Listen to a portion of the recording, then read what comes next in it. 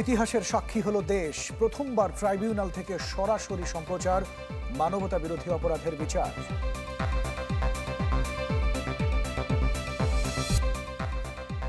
আপিলের রায়ে নিবন্ধন ফিরে পেল জামায়াতে ইসলামী। দাঁড়িপাল্লা প্রতীক নিয়ে সিদ্ধান্ত দিবে ইসি। প্রতীকের বিষয়ে ওনারা কোনো ডিরেকশন দেননি। ওটা বলছেন ওনাদেরকে অন্যভাবে সমাধান করতে হবে। প্রতীকের বিষয়ে এই মামলা কোনো বিষয়বস্তু ছিল না। নতুন অর্থ বছরের জন্য প্রায় ৮ লাখ কোটি টাকার বাজেট কাল। অর্থ জোগাতে প্রায় ২০০ পণ্যে বাড়তি কর।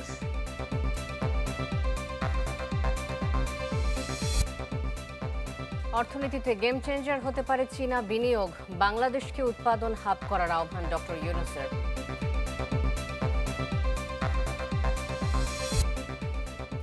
এবং বিচার সংস্কারের এখতিয়ার নির্বাচিত সরকারের। প্রধান উপদেষ্টার বিরুদ্ধে অসত্য বলার অভিযোগ বিএনপির।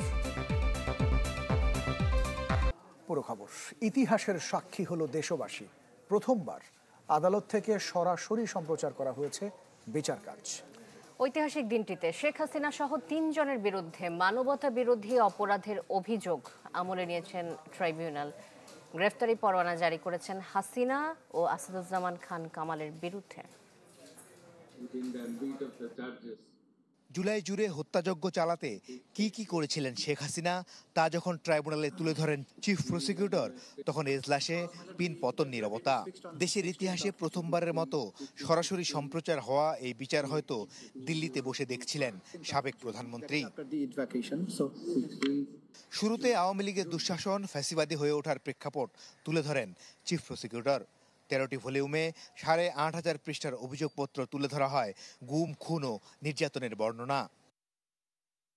135 পৃষ্ঠার আনুষ্ঠানিক অভিযোগে বলা হয় অপরাধের নিউক্লিয়াস এবং অপরাধীদের প্রাণভ্রমরা ছিলেন শেখ হাসিনা।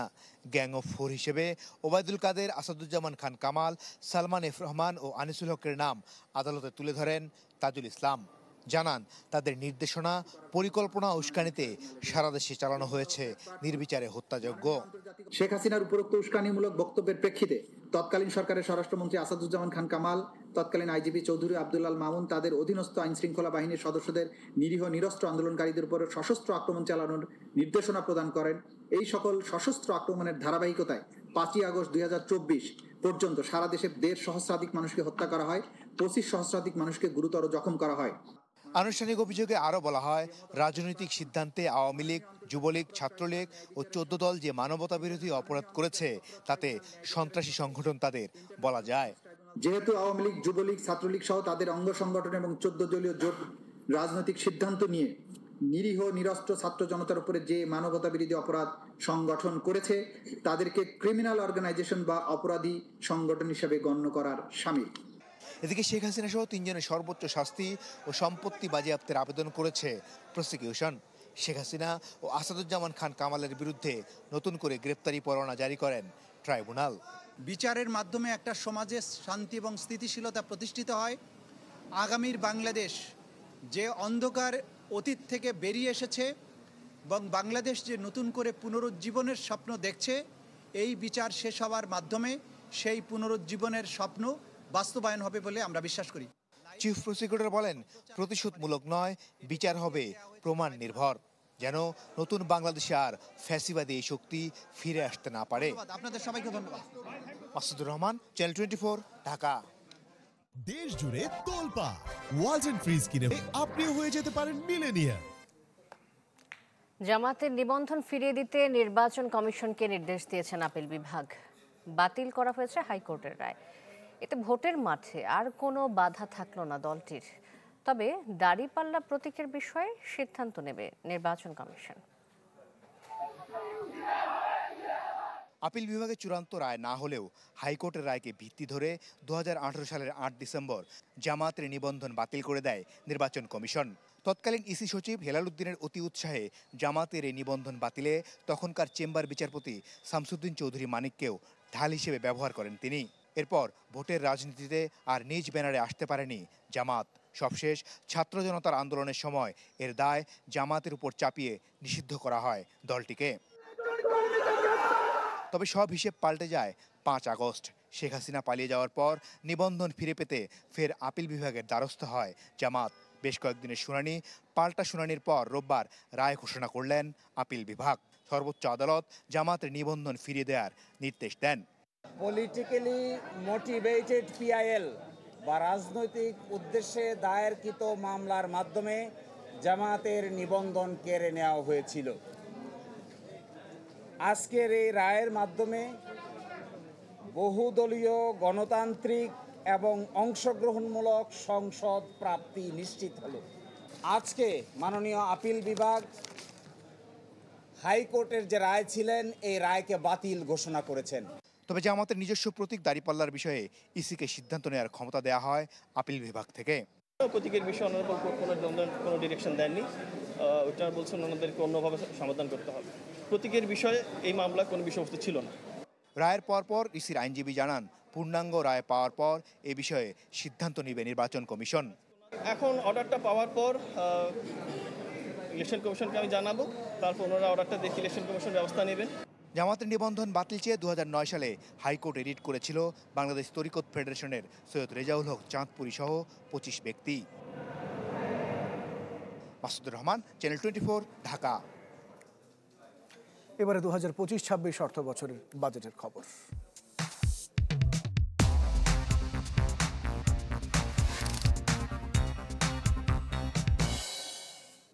আর মাত্র 20 ঘন্টা। ভিন্ন প্রেক্ষাপটে 2025-26 অর্থ বছরের জন্য প্রায় 8 লাখ কোটি টাকার বাজেট ঘোষণা করবেন অর্থ উপদেষ্টা। কাল বিকেল ঠিক 3টায় টেলিভিশন ভাষণে বাজেট উপস্থাপন করবেন তিনি। আর অর্থের যোগানে প্রায় 200 পণ্যে বাড়ানো হচ্ছে কর এবং শুল্ক। ইমদাদ হকের রিপোর্টে বিস্তারিত। বাণিজ্যিক প্রসারের লক্ষ্যে প্রায় 200 বছর আগে পরিকল্পিতভাবেই চকলেটের সংযোগ ঘটানো হয় প্রেম ভালোবাসার সাথে। সময়ের সাথে রোমান্টিক সম্পর্কে অবিচ্ছেদ্য অংশ হয়ে দাঁড়িয়েছে চকলেট। কিন্তু মধু সম্পর্কের দারুণ এই অনুষঙ্গে বাদ সাধছেন বিরসিক অর্থ উপদেষ্টা। শুল্কায়নের ন্যূনতম মূল্য $4 থেকে বাড়িয়ে করছেন $10। এতে আমদানি করা সব ধরনের চকলেটের দাম বাড়তে পারে। সোমবার অন্তর্বর্তী সরকারের প্রথম বাজেটে গুরুত্ব পাচ্ছে জনকল্যাণের পদক্ষেপ। তবে বিদেশি ঋণের দায় পরিশোধ আর সরকারের পরিচালনায় দরকার যে বিপুল অর্থ, তার যোগানে খড়গ পড়ছে রাজস্ব খাতে। বাড়ানো হচ্ছে কর, তুলে নেওয়া হচ্ছে বেশিরভাগ কর অব্যাহতির সুযোগ। স্টেনলেস ব্লেডের উৎপাদন পর্যায়ে ভ্যাট 5% থেকে বাড়িয়ে 7% করা হচ্ছে। বাস ট্রাকের বডি বানাতে বসছে 5% ভ্যাট। প্লাস্টিকের তৈরি গৃহস্থালী সামগ্রী ও টয়লেট সামগ্রী উৎপাদনে ভ্যাট 7.5% থেকে বাড়িয়ে 15% করা হচ্ছে।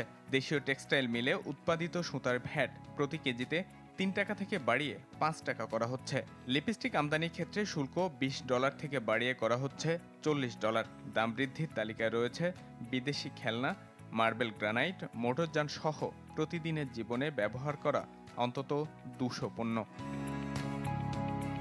তবে বাজেটে কমানো হচ্ছে কিছু পণ্যের দামও। সরবরাহ পর্যায়ে আইসক্রিমের সম্পর্ক শুল্ক 10% থেকে কমিয়ে 5% করা হচ্ছে। পরিশোধিত চিনি আমদানিতে শুল্ক টন প্রতি 4,500 টাকা থেকে কমিয়ে 4,000 টাকা করা হচ্ছে। বাস আমদানিতে 10% হারের পরিবর্তে কর হার 5% করা হচ্ছে। দেশে ক্রিকেট ব্যাট তৈরির উদ্যোগকে উৎসাহ দিতে প্রধান কাঁচামাল কাঠ আমদানির শুল্ক 37% থেকে কমিয়ে 26% করা হচ্ছে। আসছে বাজেটে জনকল্যাণের পদক্ষেপ আর সংস্কারের পদচিহ্ন রেখে যাওয়ার পাশাপাশি ব্যবসা বান্ধব উদ্যোগে নজর অর্থ উপদেষ্টার। যদিও কিছু ক্ষেত্রে কর বাড়িয়ে তাকে হাঁটতে হচ্ছে উল্টো পথে। রয়ে গেছে অর্থের যোগান আর ঠিকঠাক বাস্তবায়নের চ্যালেঞ্জও। ইমদাদ হক, চ্যানেল 24, ঢাকা। বাংলাদেশকে উৎপাদনের সংযোগ স্থল বানাতে চীনা বিনিয়োগকারীদের আহ্বান জানিয়েছেন প্রধান উপদেষ্টা ডক্টর মোহাম্মদ ইউনূস। রাজধানীতে বাংলাদেশ চীন ব্যবসা ও বিনিয়োগ সম্মেলনের উদ্বোধনী অনুষ্ঠানে প্রধান উপদেষ্টা বলেন, চীনের সহযোগিতায় পাট, মসলিন, জামদানির মতো বাংলাদেশের অনন্য পণ্যগুলো আন্তর্জাতিক বাজারে নতুন পরিচিতি পেতে পারে। ঢাকায় ব্যবসা ও বিনিয়োগ সম্মেলন। এতে উপস্থিত বিশ্ব অর্থনীতির পাওয়ার হাউস চীনের 100টি প্রতিষ্ঠানের প্রায় 250 বিনিয়োগকারী ও ব্যবসায়ী প্রতিনিধি দল। আছেন চীনের বাণিজ্য মন্ত্রীও। রাজধানীর আগারগাঁওয়ে বিডা কার্যালয়ে সম্মেলনের উদ্বোধন করেন ডক্টর মোহাম্মদ ইউনূস। চীনের বিনিয়োগকারীদের বাংলাদেশ সফরের জন্য ধন্যবাদ জানান প্রধান উপদেষ্টা। ঢাকা বেইজিং বাণিজ্যিক সম্পর্ক উন্নয়নে পাট, মসলিন ও জামদানি পণ্যের মতো অনন্য পণ্যগুলোর কথা উল্লেখ করেন। বলেন, চীনের সহায়তায় এগুলো আন্তর্জাতিকভাবে নতুন পরিচিতি পেতে পারে। So together we can make a wonderful start of jute to give its right place in our economic programs. And thank you for paying attention to it. There are many other items like that to which Bangladesh is home, Jamdani and many other fabrics. There are skillful things which can be made into many varieties of products. প্রধান উপদেষ্টা আরও বলেন, উৎপাদন খাতে চীনের বড় বিনিয়োগ বাংলাদেশের অর্থনীতির জন্য গেম চেঞ্জার হতে পারে। সম্ভাব্য বিনিয়োগের খাতগুলো হতে পারে তৈরি পোশাক, জ্বালানি, কৃষি ও তথ্য প্রযুক্তি। Our sectors are ripe for investment and collaboration. I urge Chinese investors to make Bangladesh their home and their production hub. Our young people is ready to accept that challenge. চীনা বিনিয়োগকারী ও ব্যবসায়ীদের বাংলাদেশের সম্ভাবনার কথা বলতে গিয়ে ডক্টর ইউনূস বলেন, এদেশের তরুণ জনশক্তি কাজে যোগ দিতে প্রস্তুত আছে। নাফিউল ইসলাম লিংকন, চ্যানেল 24, ঢাকা। সেলফি আপু, এখন কিছু খাওয়াও। এখন ইভিনিং এ চরম ক্রেভিং, চাই কিছু এক্সাইটিং, মিস্টার নুডলস হয় কুকিং, টেস্ট হয় amazing, mister noodles amazing test, mister noodles enjoy the best, mister noodles amazing test, mister noodles, mister noodles, mister noodles.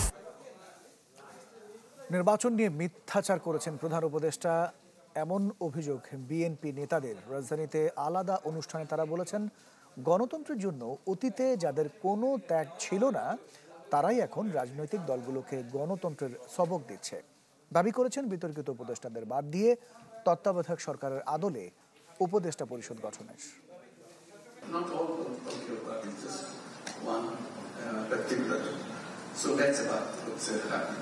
ডিসেম্বরে একটি দলই নির্বাচন চায়।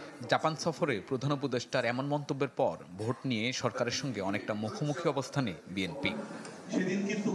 রাজধানীতে আলাদা কর্মসূচিতেও ফের ডিসেম্বরে নির্বাচনের দাবি জানান বিএনপি নেতারা। জাতীয় প্রেস ক্লাবে বিএনপির স্থায়ী কমিটির সদস্য ডক্টর খন্দকার মোশাররফ হোসেন অভিযোগ করেন, নির্বাচন নিয়ে মিথ্যাচার করছেন প্রধান উপদেষ্টা। বিতর্কিত উপদেষ্টাদের বাদ দিয়ে তত্ত্বাবধায়ক সরকারের আদলে নতুন উপদেষ্টা পরিষদ গঠনেরও দাবি জানান তিনি। বিদেশে গিয়ে বলছে শুধুমাত্র বিএনপি নির্বাচন চায়, এটা সঠিক না। আপনারা পত্রপত্রিকায় দেখেছেন। এখন যদি প্রশ্ন উঠে যে আপনার উপরে যেখানে আমাদের এত বড় বিশ্বাস, আপনি কেন দেশের জনগণকে বা বিদেশের নাগরিকদের আপনারা কেন ভুল পথে পরিচালিত করবেন, কেনই বা আমাদের মধ্যে একটা বিভ্রান্তি সৃষ্টি করবেন? সেই ধরনের পরিস্থিতিতে জিয়াউর রহমানের মৃত্যুবার্ষিকীতে আলোচনা সভায় মেজর হাফিজের অভিযোগ, গণতন্ত্রের জন্য অতীতে যাদের কোনো ত্যাগ ছিল না তারাই এখন রাজনৈতিক দলগুলোকে গণতন্ত্রের সবক দিচ্ছে। বাংলাদেশটিকে নিয়ে এখন একদল মতলববাজ খেলছে। কষ্ট লাগে যখন দেখি উপদেষ্টারা যাদের বাংলাদেশে কোনো অবদান নাই, গণতন্ত্র প্রতিষ্ঠার জন্য অতীতে যাদের কোনো ত্যাগ তিতিক্ষা কিছুই ছিল না, তারা এখন গণতন্ত্র সম্পর্কে রাজনৈতিক দলগুলোকে সবক দেওয়ার চেষ্টা করে। বিএনপি নেতাদের দাবি, সংস্কার আর বিচার হচ্ছে একটি চলমান প্রক্রিয়া, যার এখতিয়ার কেবল নির্বাচিত সরকারের। সংস্কার হবে, নির্বাচিত পার্লামেন্ট করবে, দ্রুত নির্বাচন দেন, জনগণের নির্বাচিত প্রতিনিধিরা এই দেশের সকল সংস্কার করবে। শাহনেওয়াজ পাবলু, চ্যানেল 24, ঢাকা। কাল রাজনৈতিক দলগুলোর সাথে দ্বিতীয় দফায় বৈঠকে বসবে জাতীয় ঐকমত্য কমিশন। বিকেল 4:30টায় রাজধানীর ফরেন সার্ভিস একাডেমিতে হবে এই বৈঠক। অংশ নিতে আমন্ত্রণ জানানো হয়েছে সংস্কার প্রক্রিয়ার সাথে সংশ্লিষ্ট রাজনৈতিক দলগুলোকে। প্রেস ব্রিফিংয়ে এই তথ্য জানিয়েছেন প্রধান উপদেষ্টার প্রেস উইং। এই আলোচনা শেষে সিদ্ধান্ত আসবে জুলাই সনদের বিষয়ে। প্রধান উপদেষ্টার জাপান সফর সফল হয়েছে বলে দাবি তাদের। আশা করেন এর মাধ্যমে নতুন উচ্চতায় পৌঁছাবে দুদেশের সম্পর্ক।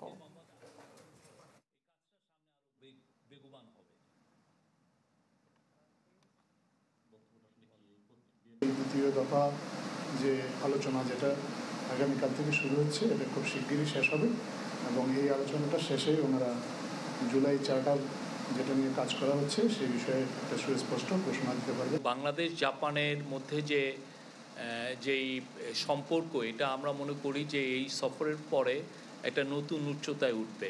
জাপানিজ কোম্পানিগুলো জানিয়েছে যে তারা আগামী 5 বছরে বাংলাদেশ থেকে 1 লক্ষ লোক নিতে চায়। আপনারা দেখছেন সন্ধ্যা 7টার খবর, একটা ছোট্ট বিরতির সঙ্গে ফিরে আসছি একটু পরে, সাথেই থাকুন সন্ধ্যা 7টার খবরে। আপনারা দেখছেন চ্যানেল 24। ভারী বৃষ্টিতে সিলেটের গোলাপগঞ্জে টিলা ধসে একই পরিবারের 4 জনের মৃত্যু হয়েছে। ঝুঁকিপূর্ণ বসবাসকারীদের নিরাপদে সরে যেতে বলেছে প্রশাসন। বান্দরবানে গাছ ভেঙে এবং বিদ্যুৎ স্পৃষ্টে মারা গেছেন 2 জন। সুনামগঞ্জ, শেরপুর এবং উত্তরের লালমনিরহাটে বাড়ছে নদীর পানি। রাতে খাবারের পর স্ত্রী সন্তান নিয়ে ঘুমাতে যান সিলেটের গোলাপগঞ্জের বক্তিয়ারঘাট এলাকার রিয়াজউদ্দিন, কিন্তু তার আর ভোরের আলো দেখা হয়নি। ভারী বৃষ্টিতে মাঝরাতে ঘরের উপর ধসে পড়ে টিলা। চাপা পড়েন রিয়াজ, তার স্ত্রী রহিমা বেগম ও 2 সন্তান। তাৎক্ষণিক উদ্ধার কাজ শুরু করে স্থানীয়রা। যোগ দেয় ফায়ার সার্ভিসের 2টি ইউনিট সহ পুলিশ ও সেনাবাহিনী। প্রায় 2 ঘন্টার চেষ্টায় উদ্ধার করা হয় 4 জনের মরদেহ। 6টার দিকে 3 জন আর এই 4টার দিকে 1 জন।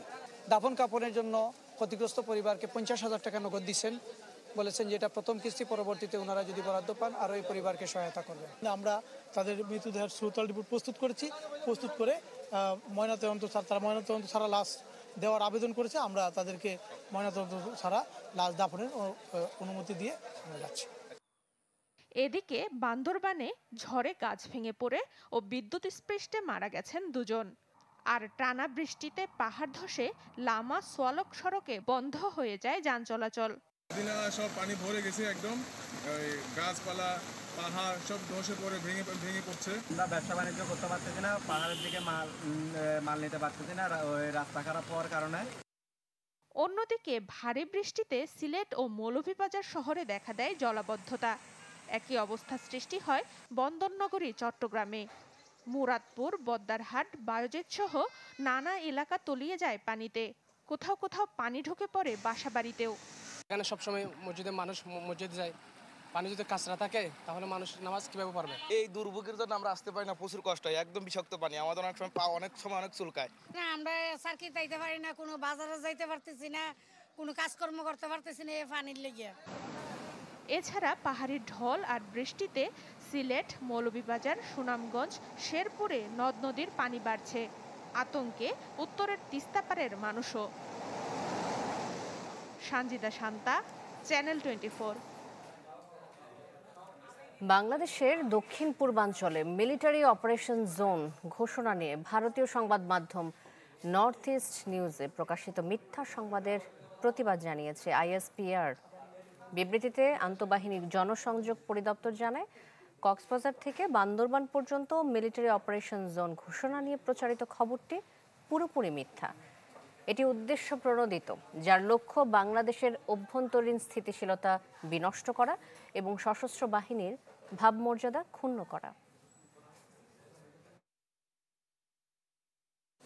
সরকারি চাকরি অধ্যাদেশের কিছু ধারার অপপ্রয়োগ হতে পারে বলে শঙ্কা জানিয়েছেন খোদ জ্বালানি উপদেষ্টা ফাজুল কবির খান।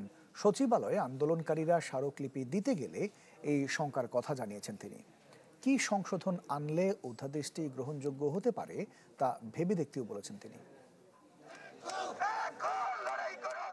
সরকারি চাকরি আইন সংশোধন অধ্যাদেশ বাতিলের দাবিতে বিক্ষোভ মিছিল, কর্মবিরতির মতো নানা কর্মসূচি পালন করে আসছেন সচিবালয়ের কর্মচারীরা। পূর্ব ঘোষণা অনুযায়ী সচিবালয়ের বাদামতলায় জড়ো হন কর্মচারীরা। পরে 3 জন উপদেষ্টার কাছে স্মারকলিপি দেন তারা। অধ্যাদেশ অপপ্রয়োগের সুযোগ আছে বলে এ সময় আশঙ্কা প্রকাশ করেন সচিবালয় কর্মকর্তা কর্মচারী ঐক্য ফোরামের নেতারা। বাতিলের পক্ষে তুলে ধরেন যুক্তি। ক্ষমতার অপব্যবহার চরমভাবে বেড়ে যাবে, নানা কারণে অপছন্দের কর্মচারীরা কর্মক্ষেত্রে নাজেহাল হবে। কর্মচারীদেরকে সরকারের অনুমোদন বন্ধ করা, তাদেরকে আবার শত্রুর কাতারে দাঁড় করানোর একটা অপপ্রয়াস। দয়া করে এই কালো অধ্যাদেশ প্রত্যাহারের প্রয়োজনীয় ব্যবস্থা করেন। কর্মসূচির ক্ষেত্রে কর্মপরিবেশ ও সচিবালয়ের সংস্কৃতির কথা মনে রাখার তাগিদ দেন উপদেষ্টারা। জারি করা অধ্যাদেশের অপপ্রয়োগের সুযোগ আছে বলে মনে করেন খোদ বিদ্যুৎ ও জ্বালানি উপদেষ্টা। জানান বিষয়টি উপদেষ্টা পরিষদে তুলে ধরা হবে।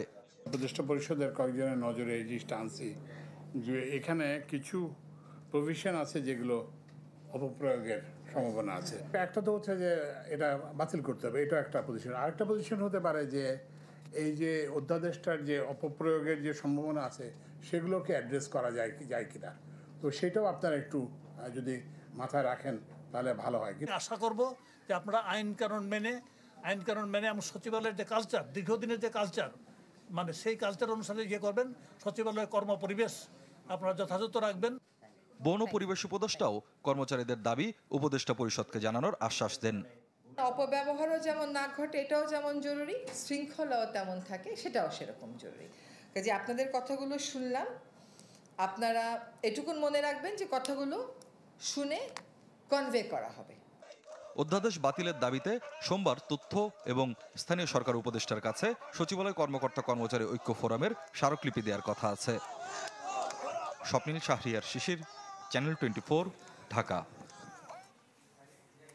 গণ অভ্যুত্থান পরবর্তী সংস্কার কার্যক্রমে পুরোপুরি সমর্থন আছে চীনের। সংবাদ সম্মেলনে দাবি করেছেন বিডার নির্বাহী চেয়ারম্যান চৌধুরী আশিক মাহমুদ বিন হারুন। এই বাংলাদেশের এই ট্রানজিশনটাকে খুব হেভিলি সাপোর্ট করেন এবং ওনারা মনে করেন যে এই ট্রানজিশনটা, এই রিফর্মটা বাংলাদেশের জন্য দরকার ছিল। আমার জেনুইন বিলিফ যে investment is not a political agenda. Investment সবার জন্য দরকার। ইনভেস্টমেন্ট আগামী বা যারাই ক্ষমতায় আসুক, যখনই ক্ষমতায় আসুক, তাদের জন্য ইনভেস্টমেন্ট প্রমোট করাটা একটা প্রাইমারি এজেন্ডা হবে। সো আমরা যা ইনভেস্টমেন্ট প্রমোট করার কাজ করতে থাকবো, ওনারা ওই কাজটাকে কন্টিনিউ করবেন। আমরা আরেকটা ছোট্ট বিরতি নিচ্ছি, ফিরে আসছি একটু পর, সাথেই থাকুন।